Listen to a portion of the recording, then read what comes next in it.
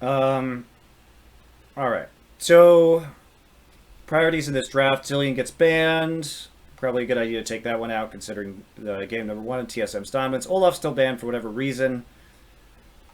Interesting that you banned TF on this side. Interesting that they don't want to first pick Rise. You don't really see a lot of blue side Rise bans, considering the priority. They Cloud9 banned the Rek'Sai in the last game. They're going to go back to first picking it just like they did in game number one. Azir up this time will be going over. Lack of Karma ban. Interestingly, they prioritize the Bard over the Karma.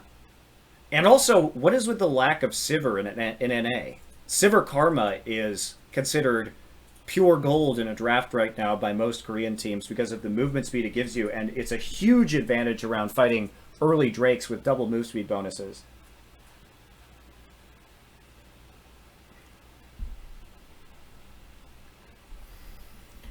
So, really weird to see this emphasis not on Sivir, and Karma fall a little bit lower in the draft than you would have expected. Also, no Nidalee this game, but in this one, TSM starting to build up a really big front line with the, of course, Azir wall. They've got great initiation between the Azir and the Gragas for the explosive cask, and they can get people in range of Swain's ultimate with the explosive cask too. So pretty dangerous team fighting composition, and a giant wall for Doublelift to stand behind. He's got two big meat shields, plus the Azir ultimate, and then he's also got the speed boost from Karma. So Lucian should be doing a lot of damage here.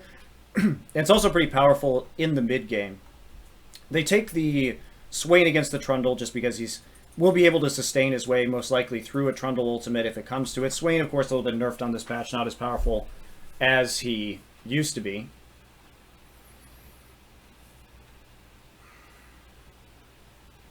And this, on the other side, again, they go for a powerful early game lane with the Jhin and the Bard, so they'll have strong poke right off the bat at level 1, level 2. Good wave clear here, and they're going to try and set up for a 4-1 split yet again. C9 should have some more information with the Tremor Sense over the objectives. They won't need as many wards. Wards have been, it looks like, a bit of an issue for C9 in this series so far, but nothing too weird happening. It should be C9's goal to really get the Trundle rolling early. The one problem that you have here, well, okay, you have the Swain who doesn't have any movement abilities, so there are going to be perhaps some trouble spots of a gank, but you only have Pillar for CC in that lane. I think maybe Elise would have been better here for Meteos, just so you could try and snowball the Trundle a little bit harder. Plus, it synergizes nicely with the Jhin root, because if you get any damage down, you can cocoon and just chain that straight into the Jhin root, or vice versa. So it would have given more pressure in the side lanes. I think I would have preferred that in this game, just because if you really want to get the Trundle ahead for the split push and have Impact dominate like he did in game number 2, I think that probably was a good idea. But we're not going to see it.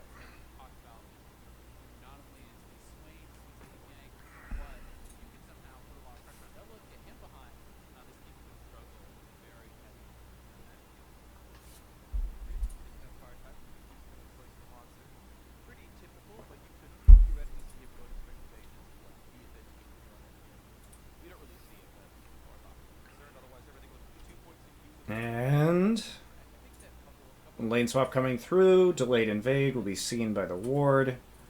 No invade. So C9 is taking a very conservative approach to the weak side jungling, as we noticed. This is also a powerful 2v2 lane, obviously, in terms of poke. So I'm not sure if they were trying to dodge or not. But starting at the red buff is something that, you know, most teams would start at the Krugs, but then you have to deal with the Karma Harass, which is pretty significant early on. And even though they're going to have a ward on this, this is just the very, very safe way to be starting here in the jungle. And generally speaking, if you do get a lane swap, because of the Drake, having the 2v1 in the top side where you can take down the turret, and then if they choose to send their dual lane top, you can push forward, get a Drake on your way out, is the stronger way to start a lane swap these days if you're going to get it, in my opinion. Svenskeren and Hans are also going to back off after they see the support on the ward. Same thing, Thunderlord's Bard. Difficult to deal with early. But they're not going to get a red buff, so this opens up a lot of pathing options here for Cloud9. If they want to go directly into the enemy jungle and try and take that red immediately, they can. TSM could double back and take the red, but it would delay their pressure on the turret just a little bit. Instead, Haunts are just going to go immediately into the lane. And nothing too interesting going to happen.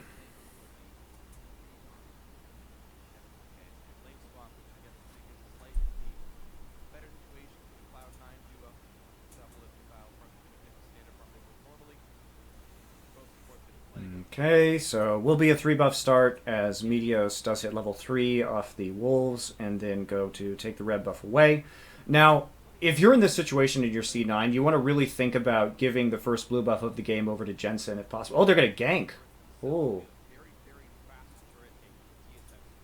I don't agree with that. I think the better play is to go take red buff and then immediately path back to blue and give it to Victor. Yes, Victor's being pushed in right now, but you know that they've already taken that blue, and instead, this delay is going to give them an opportunity now to go for the Drake. Smart play from TSM, honestly. That's a really good reaction. So, because Bjergsen, we don't really know how, but because he was able, because we can't see the mid lane, but because he was able to push back Jensen in the early stage of this game, and he was playing smartly on the bottom side towards the Gragas, because Meteos took this time to go basically reveal himself and shoot a Prey Seeker at the mid laner, TSM now has an opportunity to double back, especially because they got the turret first too. Remember what we saw, which is that Haunser, if we go back, went immediately after Raptors into the bottom side. So he actually gets there faster to help with the push. It's also a second wave push instead of a third wave push. So they're not pushing on the cannon minion wave. They're pushing on the second wave of the game. Yeah, Trundle also stopped there to do some damage to the Scuttle Crab, but couldn't get it. And just because they have the top laner down there and these auto attacks doing damage, they get a tempo edge. This is a well-played lane swap from TSM. And C9, I think, since they went for the Scuttle Crab for no reason, there's no reason to do the Scuttle Crab right now.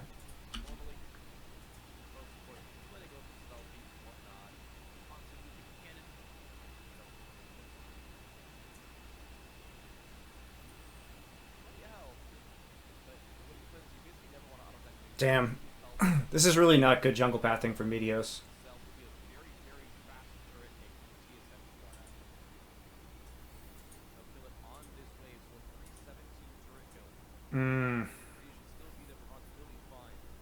The second wave kill without it bouncing. That's really fast. Really fast. And they saw Rek'Sai going to the top jungle, and TSM adapts, even though they know that the lane swap came in and that they were going to get 3 buff. They make a really smart on-the-fly adaptation to go ahead for this Drake. Now, what does this set Cloud9 up to do? So what this does is, yes, they're going for the Drake, but because C9 is going to be able to recall faster, this is going to set Trundle up. So this is actually, while it's smart from TSM to go for this, there's a possibility here that as a result of this play, Trundle's going to get really far ahead, and they're not going to be able to recover with Haunser in the Swain-Trundle matchup. Depending on how fast Impact pushes, he could also deny a minion wave, maybe force out the TP from Haunser into the top side. And sometimes I've seen Korean teams do this, and it can sometimes work out disastrously against teams with Trundles, because any advantage that Trundle gets is a huge, huge problem because of how unstoppable he is in the split push.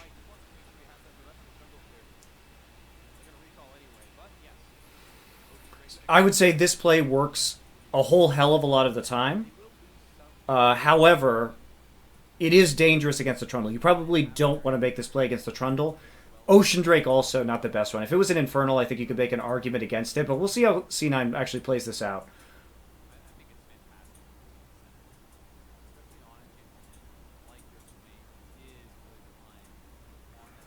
So Impact is... Impact, I think, is in a good place right now. We'll see what kind of edge he can get. He's already a level up. Now, if you're smart, Meteos should be looking to see what he can do in this top side. So he should be hunting for the ganks. Did he take the blue buff, by the way? No, he gave it to Victor. All right, that's good.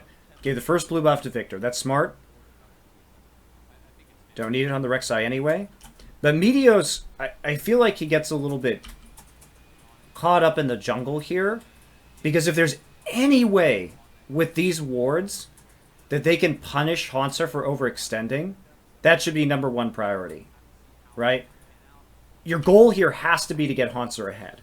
Also, as a result of the dragon, of course, you got more farm onto Sneaky. So now you have an earlier recall. Double lift went back for Cull, so he doesn't have combat stats. So you're going to be feeling good about your 2v2. As long as you don't overextend, right? No wards. Bunny Fufu didn't actually pick up wards on that first back. Decided to go for the Ruby Crystal instead. And they do have a trinket up, though, so it's not potentially going to be a big problem. But if you're Meteos right now, you have to be looking to make plays. Because if you can snowball both your side lanes right now, which is the punishment play for taking that early Drake in the lane swap, if you're on the bottom side, and you just take that one tower, and then immediately go to the Drake, right? You're going to miss out on farm. So that is what we need Cloud9 to do right now if they want to punish for the Drake pickup from TSM. You can see the gold lead already there, 600 off of that. That's the cost of the Drake, was 600 gold. And it could be much higher depending on what they do.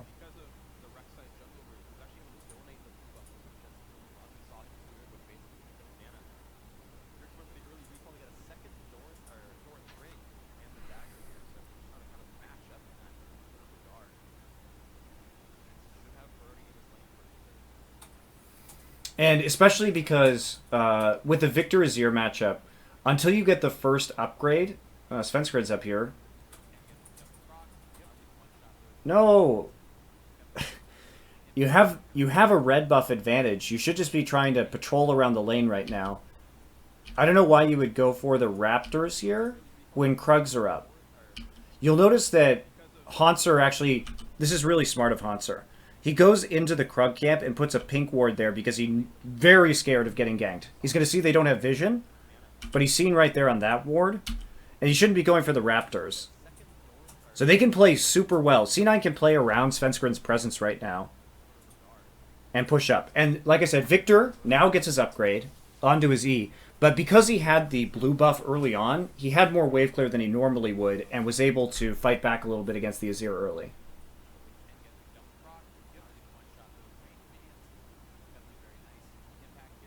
So Impact still up a level, but Meteos isn't there to help push this in, to help defend the wave and to deny Hanser. Their #1 priority right now should be playing around this top side.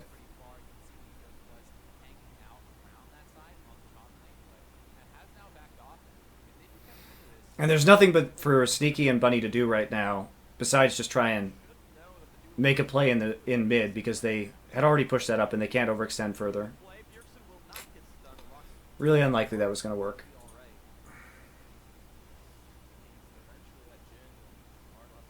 So Hanser gets a free wave.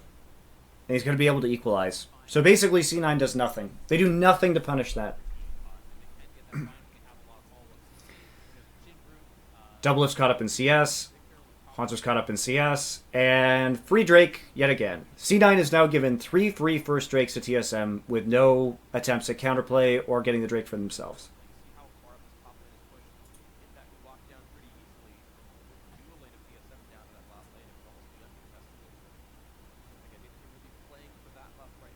Meteos is in topside, so Impact has to actually play scared here.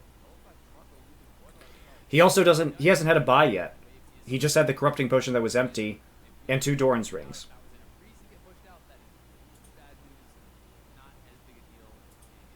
Rek'Sai could have just gone up there and helped melt the wave. And just pushed him to turret.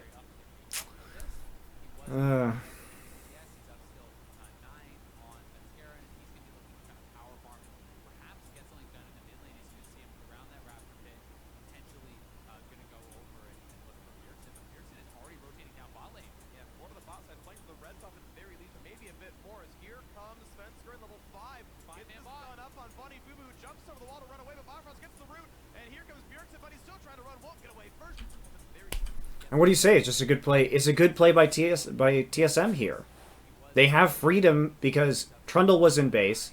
Impact also, again, looks like he's just a little bit slower on the ports. Or he was ahead of the ports the last game. It's not fair. I don't even know how this happens, by the way. It's a serrated Dirk versus a Cull.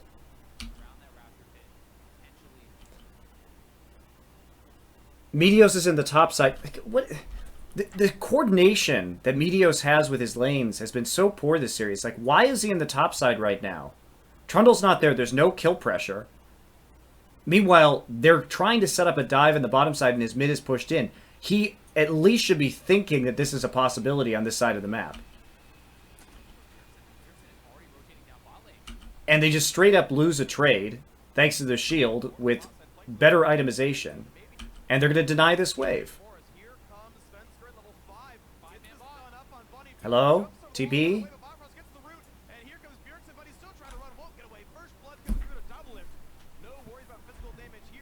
I don't even know what the call was there because they watch... First off, wards are good for TSM, so Bjergsen just walks out unseen. But Victor watches him walk into this bush. So they know the possibility is there. They just have to walk backwards. Also, that was so greedy by Sneaky.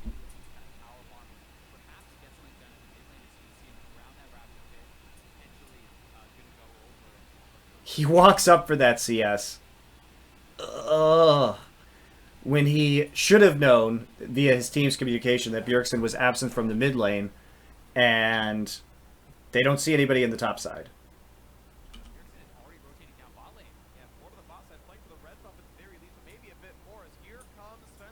Oh, God.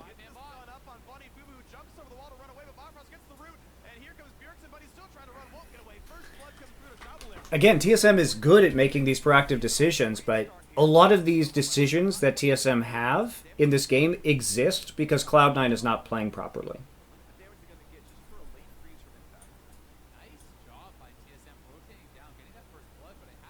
And there's not even punishment for it because Hauntzer got to take that entire wave, caught up in levels, actually ahead in CS, and Jhin now with a CS at disadvantage. This should never happen. Like, TSM took the Drake. You should maintain that CS and pressure advantage that you earned because they spent so much time killing the Drake.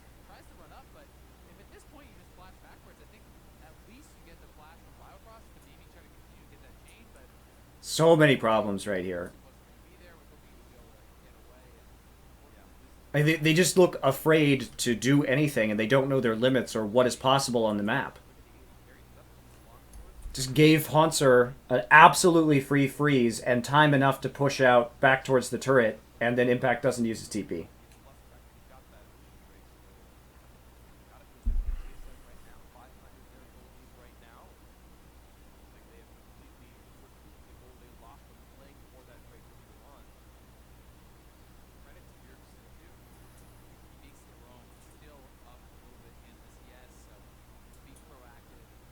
Yes, the wave did bounce back to double lift, but they had pressure here, and the only thing they did was walk into mid lane. Meteos' pathing has been incredibly off this game so far.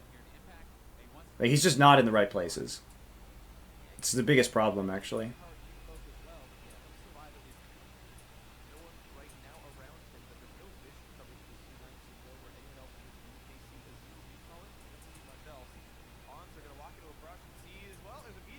Okay, now they're actually playing around an advantage.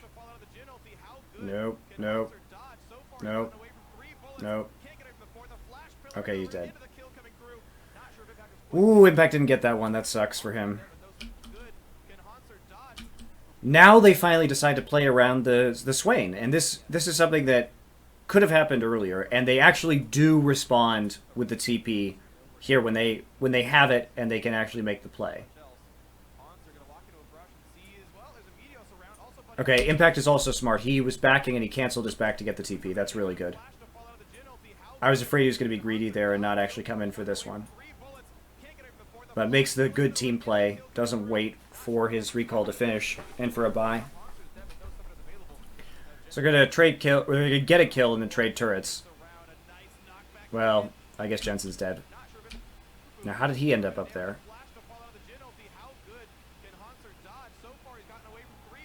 He was trying to cancel Bjergsen's recall because they have a ward in this brush. But as a general rule in professional League of Legends, if you're putting pressure on one side of the map, you don't try and make cross-map plays. If you're going over this line and attempting to do anything at all, when you don't know where their jungler is, and their jungler probably isn't down here, considering that this would be a pretty dangerous place for him to go. They don't know if there are wards in that jungle or not. And you have a TP coming into that side of the map while two people are here and one person's here. Meaning that even if their jungler is there, it's a 4 versus 2.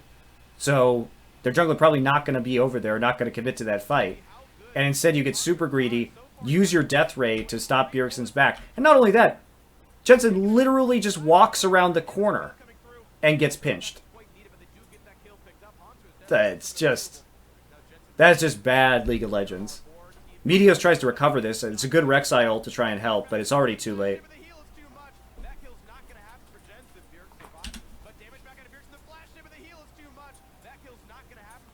Yeah, just... Ooh.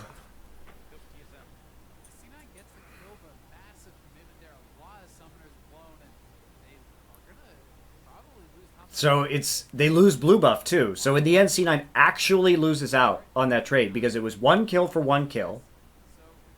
Of course, we see both turrets go down in the side lanes, but they also lose a blue buff.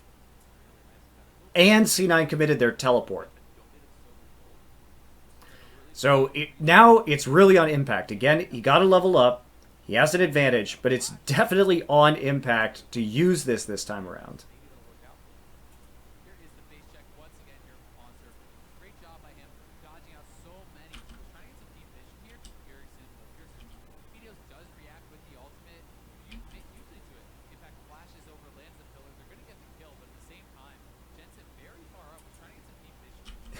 Jensen was not trying to get deep vision. He was trying to delay Bjergsen's recall. He was definitely not trying to get deep vision. He was being stupid. And being very, very greedy.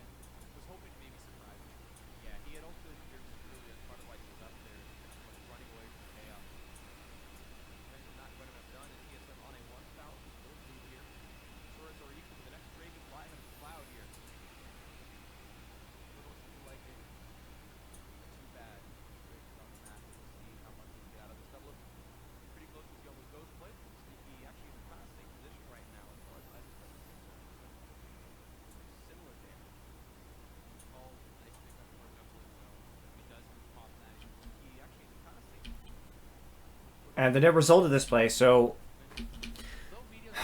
Trundle leaves the wave here, by the way, and he doesn't want to walk forward because he's scared of what could happen to him in this part of the map. But this wave starts to develop right now, and then, again, look at Hauntzer. Bottom side of the map, he does not want to go up here right now. He wants to try and actually make a play for the Drake with the rest of his team. Because, again, there's the pressure on the bottom side. They're going to clear out these waves faster. They're confident about playing around this Drake right now. Hauntzer's not getting greedy by going to the top side. Wants to make sure that he is there for the rest of his team. Even though he's weak, he only has that Catalyst. And he's still looking to scale off of the Rod, eventually.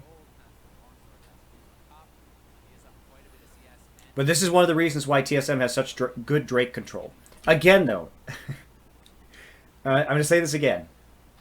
This is a greedy Drake from TSM. This is the kind of stuff that can be punished, especially when there's a Trundle or a very powerful split pusher on the enemy team.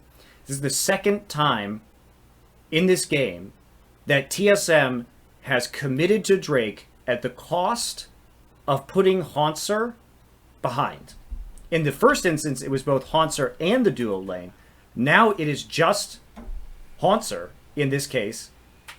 And Meteos, if you're not going to go for that, you should be up here so that Hauntzer can't get to this wave. Look at this, huge.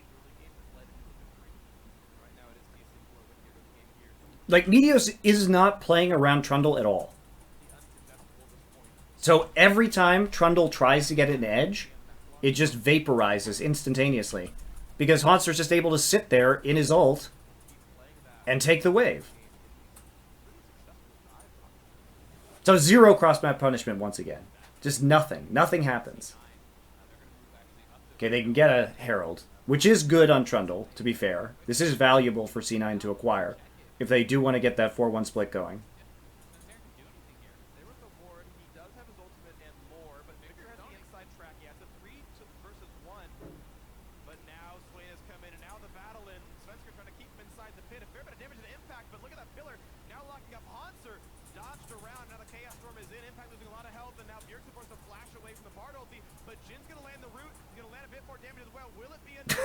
They can bounce back out of the bar. That's hilarious.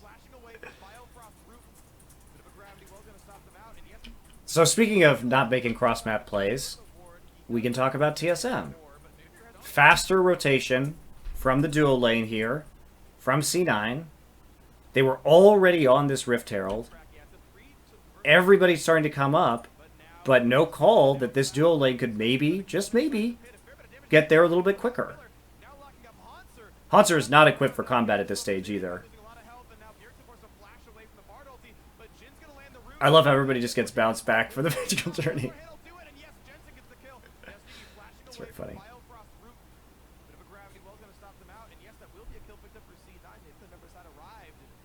But they can't do anything. They're too chunked out afterwards. Everybody's just a mass recall. Hanser goes back to the top lane, gets his farm back, and no more level advantage.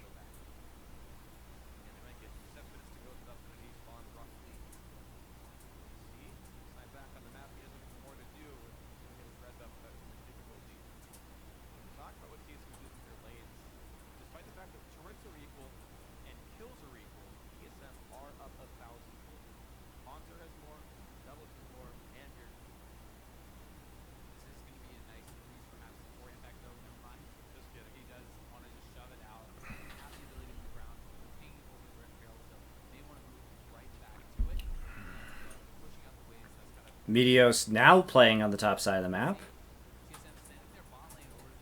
They send Duo to go deal with Impact because Hanser's still trying to purchase a scaling item and is not going to be very strong. So TSM is, again, they're doing, what TSM is doing is good at giving Hanser a lot of farm and the ability to compete.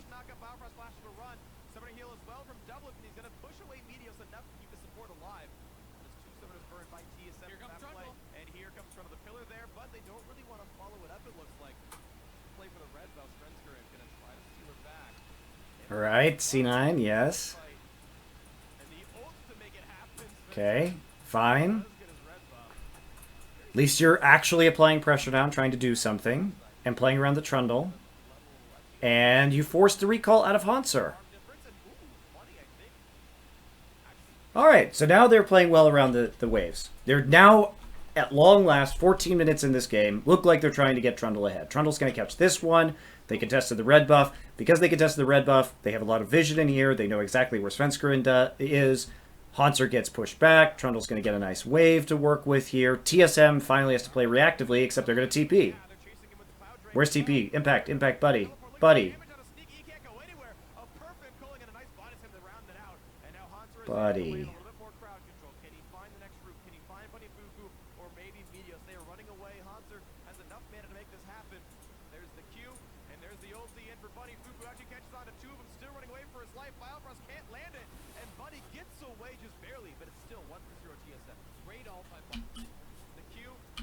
Oh, man.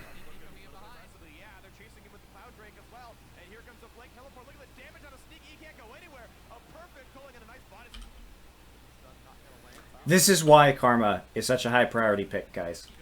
You really can't make this play with champions that are not Sivir and Karma. This is why Korean teams really like to run it. Because there's so much damage early. There's such a great ability to catch out the enemy hero with the help of move speed. And especially against a champion like Jhin, who's just not going to be able to escape. And no TP response at all from C9. Which, honestly, they don't want to TP here. They want to force this TP out. But you have to be very confident in what you can and can't push. And Sneaky's still just incredibly slow. You'll notice he doesn't have boots yet. That's another factor here, is that Sneaky actually doesn't have boots at this point in the game. And he looked like he was a little bit late on using the Ghost Blade active to escape this, but it's still really hard.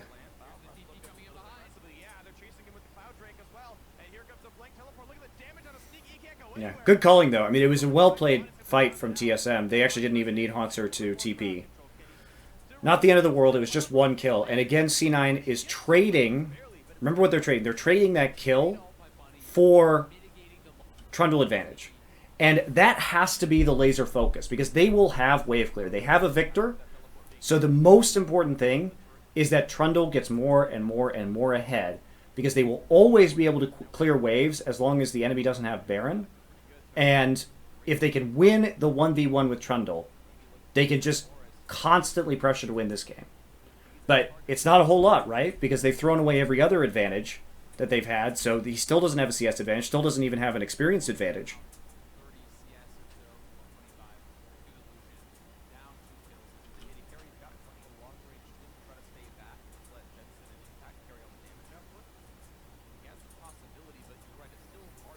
So it's been minimal, and Haunter's gotten a bit of a free ticket this game because nobody wants to punish him.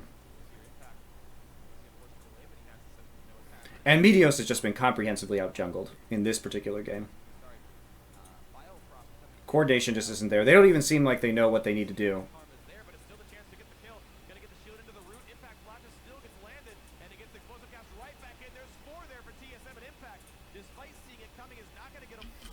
Do you guys see the difference between what TSM is doing and what Cloud9 is doing? Every time TSM has pressure, they play around that pressure, right? Their jungler is there, they send multiple people down, they dive a turret and they get a kill. Meanwhile, when C9 has had even a chance for pressure, they don't take it. They don't do anything. They just push the wave into the turret, give them free gold, give them free experience, and that's it. And they give them free Drakes.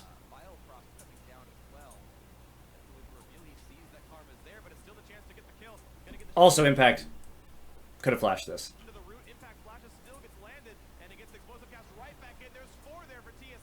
Greedy. Greedy flash. Meteos. Nowhere to be seen.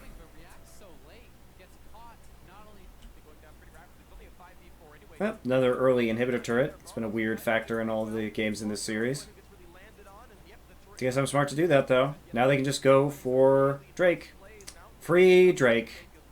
But the timing is great for TSM. You get 2 turrets right there, a kill, and guaranteed Drake. Well, they don't actually have TP.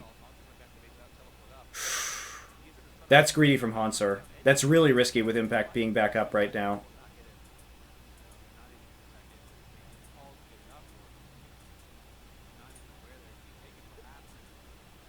Well, they were aware there was a blue ward in there, in the Dragon Pit.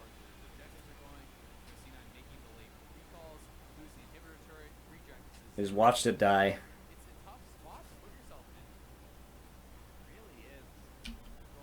Damn. It's another missed opportunity for Cloud9. Yikes.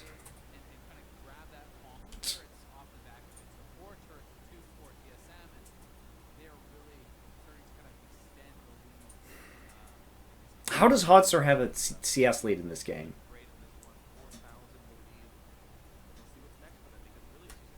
This entire, like, the games that, at least when TSM lost, they were trying to do something, and you could see that they were actively looking to make plays. In Game 1 and this game from C9, they take 0 advantages from anything TSM does. And that's what's great about LoL, is there's always a counterplay, right? There's a price for that first Drake. There is. Nice pick. That was good. Zoning him backwards with the ultimate from the Bard and then having the knock-up and then the Jhin root. It's good.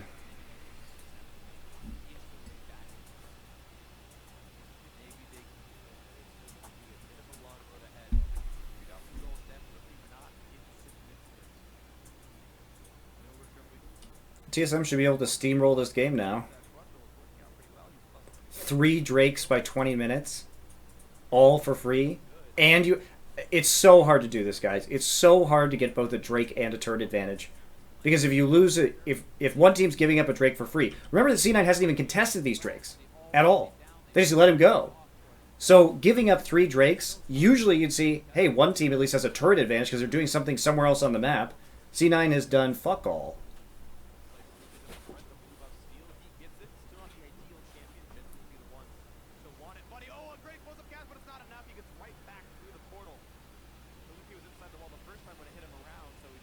Impact desperately farming.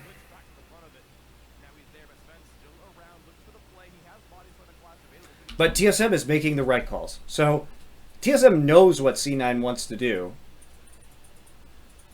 They know that they want to get this Trundle ahead. So how do you deal with a split pushing Trundle? You just push, all as a unit. Svensker's trying to zone out the turret. It doesn't matter if he dies, actually. His job was to distract them so that they could get the turret kill, which is way more important. And there's no Drake. No Drake to take. Good. Take a Rift Herald. Who cares? And even if you do take the Rift Herald, teleport was cancelled by impact, so he would have to walk all the way over there, recall, and then walk up there if they're going to get it onto the person that they would... Oh, it's Baron up now. Never mind. So they can't even do that. They can't even do that. Baron just spawned. They can't do Baron because of the Azir turret, also the 5v4, and the TP cancel. Just, like, this is an incredibly sad game from C9.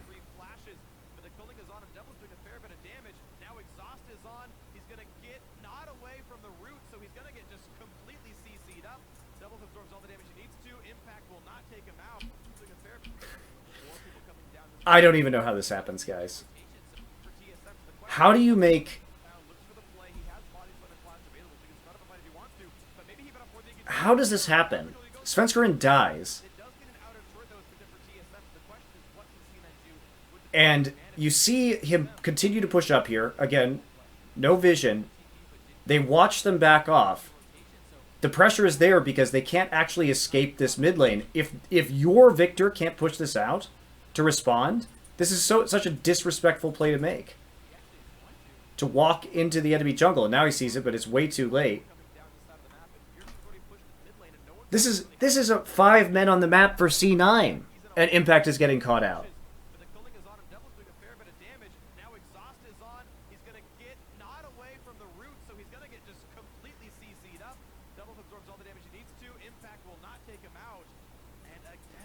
This whole series, like, TSM has been making the right calls. Their shot calling is good, but it's so hard to tell how good TSM actually is because there is no resistance from Cloud9. Like, C9 is applying no pressure, and then they're overextending and dying, and they're giving up all the objectives for free. And when you look at Svenskeren's death right there, it wasn't even really a problem. Because his job, when you posture like that as a jungler behind the backside of the turret, what you're doing is you're just trying to zone them off. And the fact that he pulled all of them to kill him meant that the turret died. You'll make that trade, that's fine.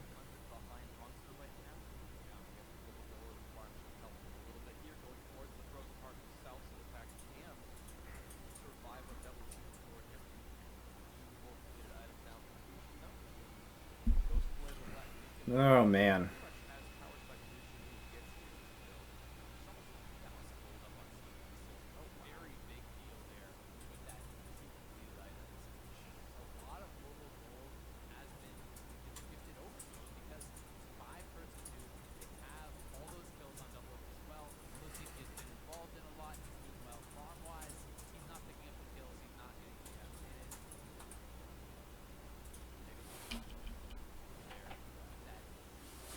And everything that TSM is doing makes sense. They're doing it by the book in this game so far.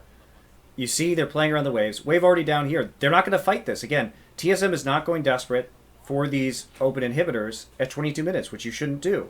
Get all of the inner ring down, control the vision, and Svenskeren is always on the right side of the map this game. Coordination is just light years ahead for TSM.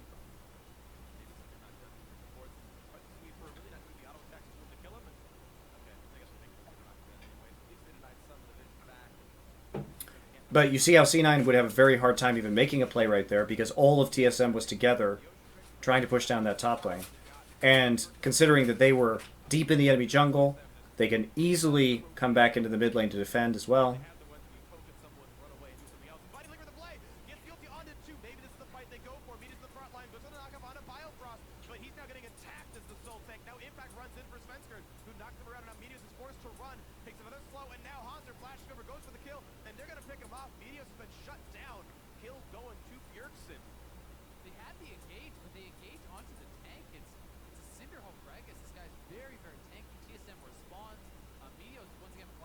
I say another free Drake, I guess.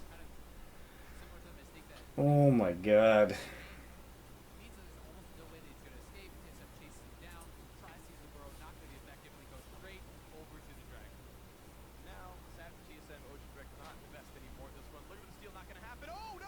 What?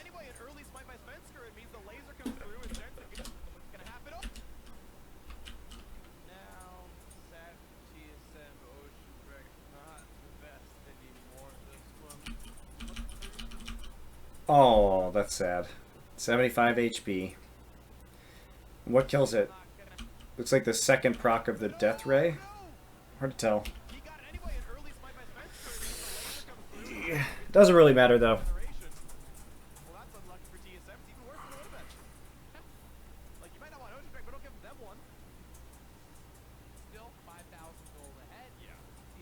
It is still nice for Trundle, just because if he has that trade, at least he's not disadvantaged if he backs off in the split push.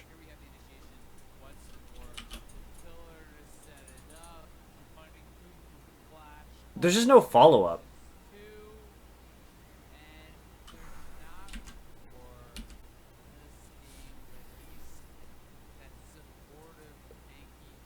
There's no follow-up on this play. And the reason why is for C9 is that they don't have anybody who can actually gap close with CC. You can land this Bard ultimate, but you have to have somebody who is there that can actually get close to them. Impact has already used his pillar, so he can't reposition it. Hold on, let me pull up the actual. So he can't reposition it here, right? Which is probably where you would want to, and then move this way. Rek'Sai would love to be able to tunnel in and do something, but also Svenskred's positioning is really good because he can just come in from the side, and he's got his ult up. He can actually push you into the turret or push you away. It doesn't really matter. There's just no follow-up engage here with this composition from C9, so you can't effectively make plays like that.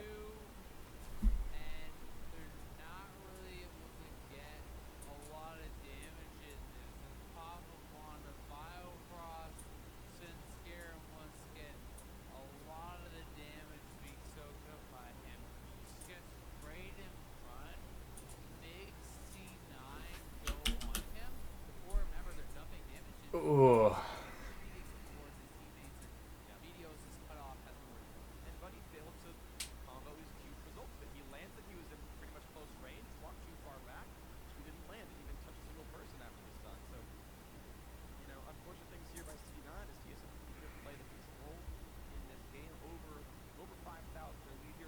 This Trundle is just so gimped now.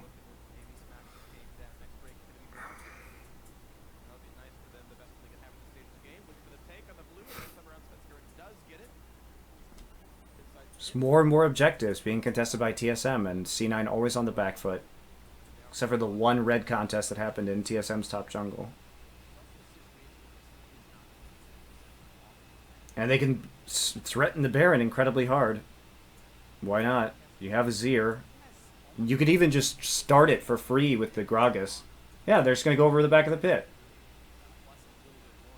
Yep. You're not even going to take damage as this Gragas. Yep, back out. Don't have to commit to this. No, just leave. Just leave. There you go. Smart. Hansor was there just in case they needed him to TP over. Ready to go. See if they can get it for free. Try and abuse the vision. But every time TSM is, poking, trying to find that weakness in C9, and they find it more often than not.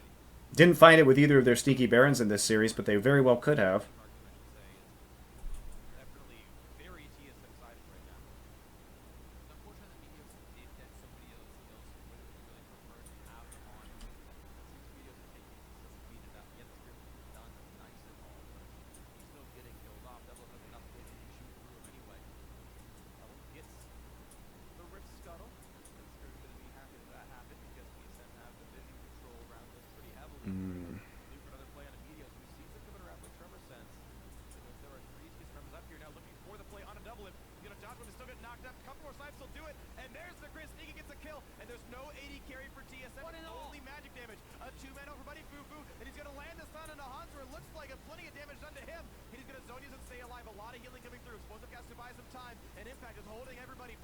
Wow.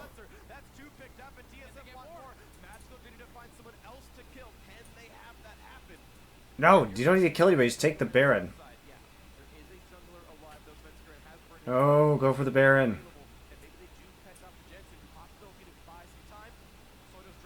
Wow, Bjergsen bought so much time for TSM. Double lift already spawning. Oh no! That was a useless pick then.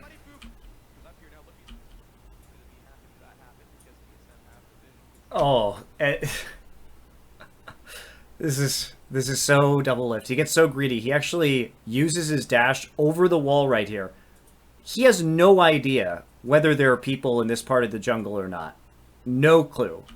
And he's going to E over the wall, even though there's a pink ward right here, to try and farm this. Watch. Boop. Now he feels okay because Fenskeren is there too. However, they don't know where Trundle is, and Trundle has TP available. And Meteos just slides right under the wall for this one. And you have to respect the very long-range engage that both Jhin and Bard bring to a team. Ooh.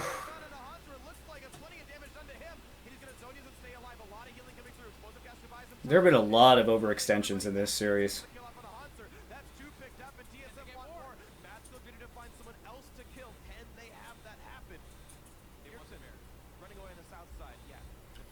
And then no Baron. Because they get the runaround from Bjergsen, who put up the Azir turret. So just nothing. C9 did set that up really well with the Jhin. He missed the stun though. I think he missed the stun.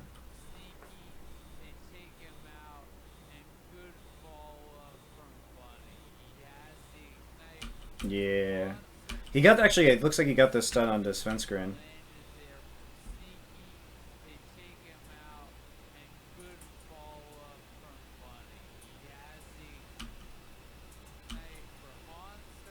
Yeah, it looked like it went through Haunser, but actually hit Bunny. Or Svenskeren, rather. It's hard to tell.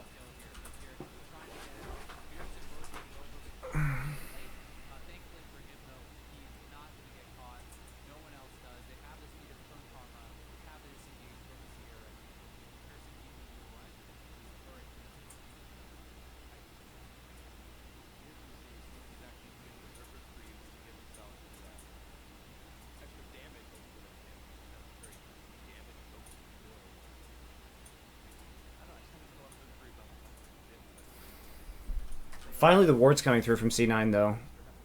So they can actually legitimately threaten this, but... And there's still two blue trinkets up on TSM. It's going to be an extended dance in that case. And they don't have a pink that can cover the back end of the pit, so the ward went in and they're not going to be able to see it, looks like.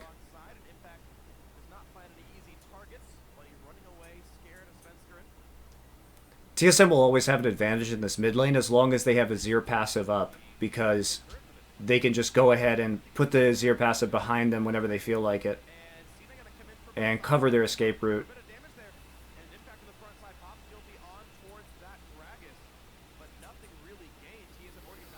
Yeah, there was no... Oh, there is an ult from... There is a Bard ult available.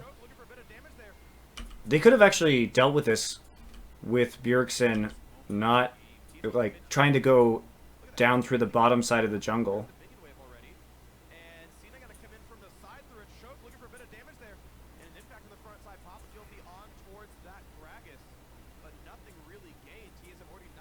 They go back to another Drake with 5 seconds up. C9 has to try and trade this for a Baron.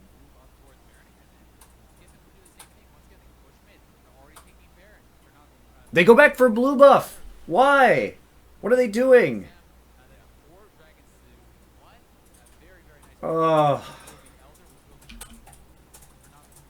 Just no attempt here to trade. They just sit there shooting out skill shots. Oh, blue buff wasn't even... It's about to spawn, looks like. I have no idea what's happening down here right now. Blue buff was about to spawn.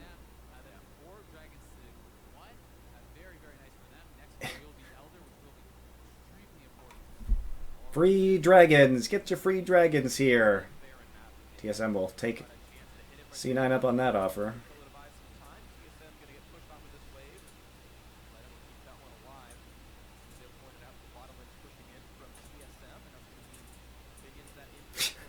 I love this game. Every time TSM takes an objective, they're able to threaten another objective across the map instantly. Instantly! It's good play from TSM, but C9 is just lying down and letting themselves be walked on.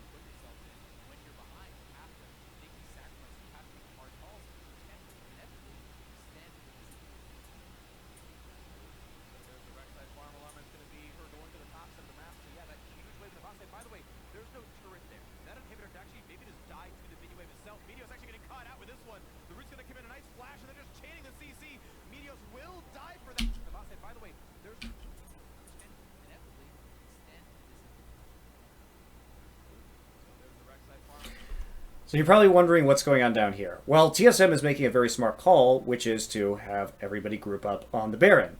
No TP here for impact, and minion wave pushing right down here. No turret from earlier, so just great control by TSM in this game. Very, very nice. It's a slow push. They know this is developing from the time that they take the Mountain Drake. They know that impact doesn't have TP, so as long as they continue to walk up towards this Baron and slowly poke into it, nobody can show down here without the Baron going down super quickly. Which is why what Impact is doing here makes sense if you consider that. He actually just goes and tries to take the Raptor, so he's taking something during this time. And what they want to do, C9, is to send Meteos down here because he has the Rek'Sai ultimate to be able to answer this. Unfortunately, he doesn't actually build a Titanic Hydra in this game, which a lot of Korean junglers will do to deal with this situation. Because late game, having that extra global and being able to manipulate the minion waves is very important. But instead, their pings immediately down onto the Baron, because all their wards were cleared out. There is one right there. There's a ward. When does it die? I can't actually see.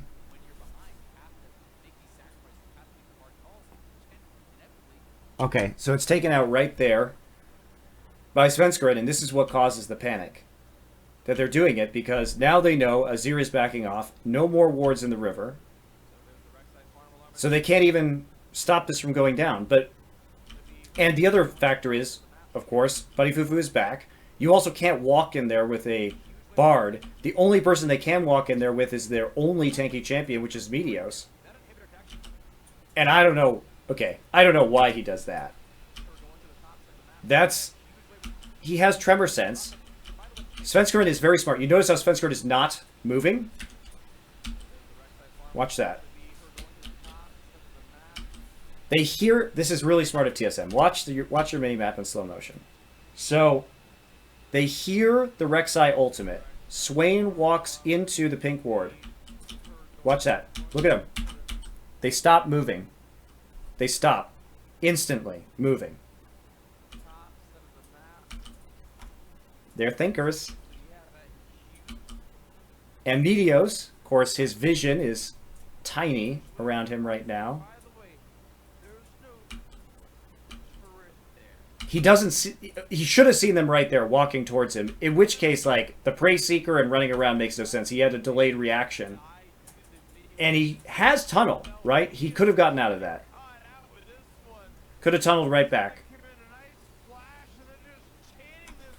So he misplayed that, but it was also smart by TSM.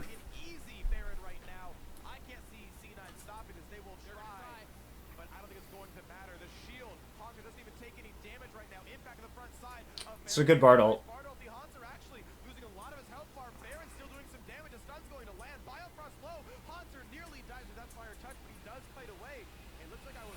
Nice. Alright. It was a good denial from C9. There's a lot of AoE, right? Especially that Chaos Storm. Where is the Chaos Storm? Where is it? Oh, it's right there. So he drops it in the choke point. Jensen saved that one. Jensen and Bunny. That was a good, definitely a good Bard ult. But this is the cost. Right, guys? This is the cost. This is why you start the Baron. TSM has absolutely the right idea in this fight, because as it begins, there's nobody who can go down here. Impact still doesn't have TP. So you get the pick onto Meteos. You're feeling super good now because they don't have a jungler, so it's not a 50-50 smite war. You have a Lucian, or I mean a Nazir to go after this Baron and take it down very quickly, not to mention you have 2 Mountain Drakes. The problem that we see here from TSM is that they continue to do the Baron instead of actually trying to turn. That's the mistake that they made. Because they can turn right here and fight this. It's at best a 5v4. There's nobody down there. You don't have to take the Baron. Your goal is to take this inhibitor or the Baron. You pick one. But they don't actually get out of the pit fast enough. So what happens is they get scared of the curtain call. But as soon as they see the curtain call, they should just turn. They shouldn't actually go deeper into the pit against a Victor and a Trundle. They probably could have gotten more kills if they didn't do that, because now everybody's just stuck in the choke point. It's just a giant mess. You know the Bard ultimate is available. You don't actually have to commit to the Baron to that degree. Just let your tank take the curtain call shots, or run around. You have the Karma speed boost. Just run around a little bit in circles. But they'll turn back onto it, which is fine. Haunter has TP now, so does Impact, but somebody has to clear this wave out, and Meteos is dead. Impact has to go back. I like TSM sticking to this. Yep.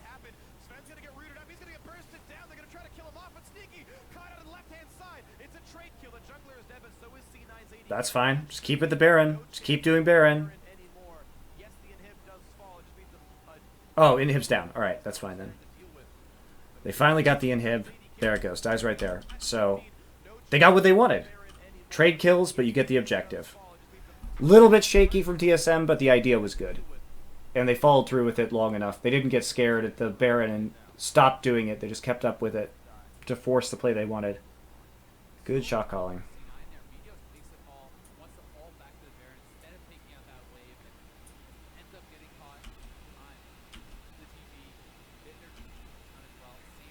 One thing they could have done better is turn on that Baron. Turn faster.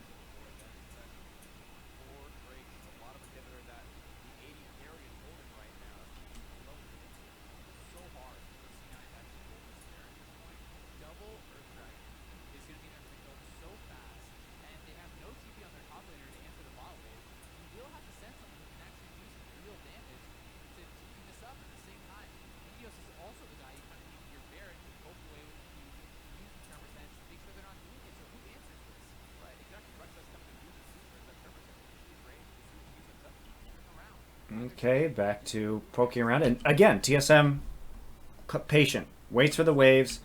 Impact, when did he use his TP? What the what?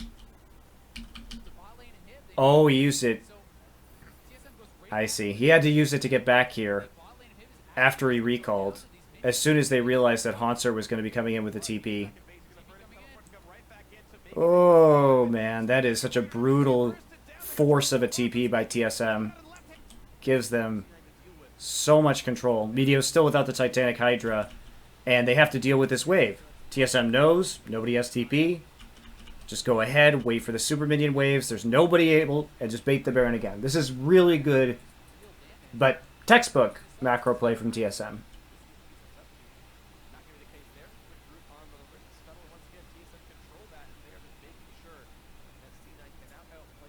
Just give it the old wait.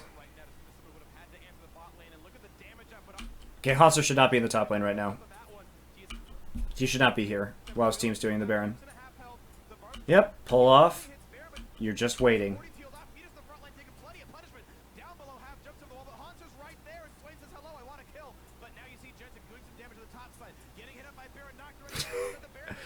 Oh, poor Jensen, killed by Baron.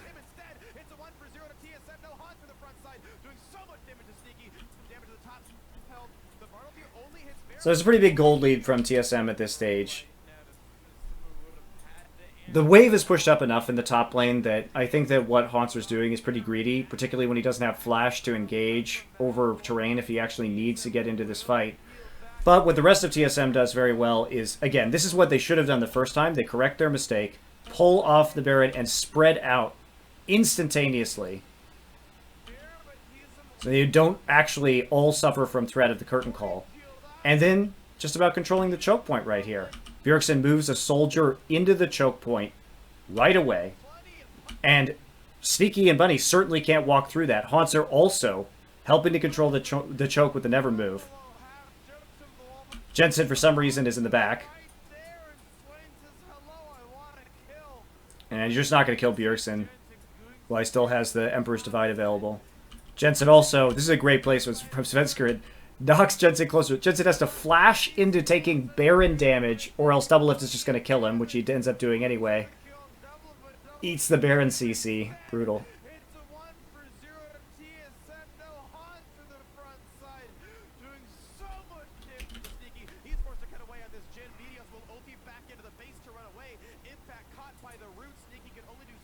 Yep, turn back to the Baron. Karma Shield. Run around. Oh, damn. Where's Double Lift? Oh, he's life-stealing off the wave.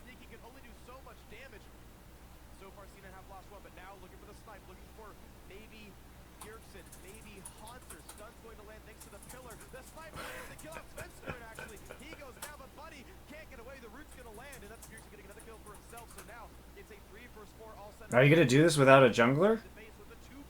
Rek'Sai doesn't have ult, so I guess they're confident enough.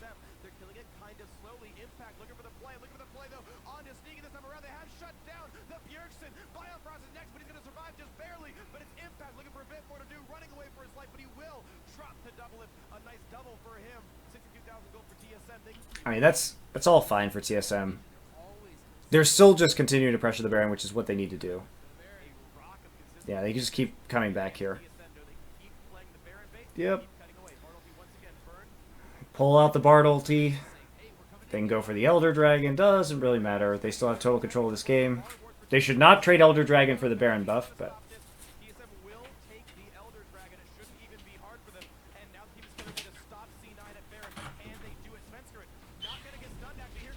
Alright.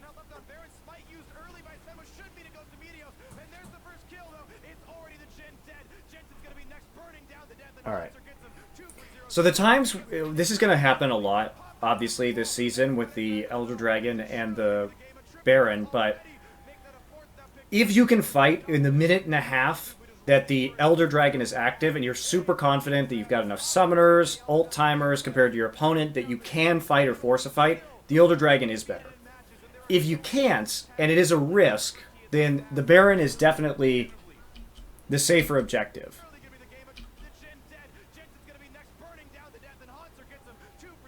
But man, applying all that true damage in the AoE is ridiculously brutal. And it's a good teleport. I love Hanser coming in this early and then flashing, never move, onto 2. Just wrecked. It's well played by Hanser. That's going to be the game. When you have 4 dragons, the Elder Drake is far better. Well, the 4 dragons were 2 mountains, an ocean, and a cloud. If you have Infernal, maybe you can make that, but those drakes are not going to actually help you in a team fight, guys. So, no. I mean, you get... I suppose the stacks in and of that you have taken 4 drakes help you. But it's about the timings, right? Because if the other team with the Baron can avoid you for 1.5 minutes or just turtle, then they can push back with the Baron and maybe take an inhibitor. So, there is value. You have to be able to force fights. You have to be able to dive your opponent while they have Baron, right? And buffing up the minions while they're turtling. It's a risk. It is a risk.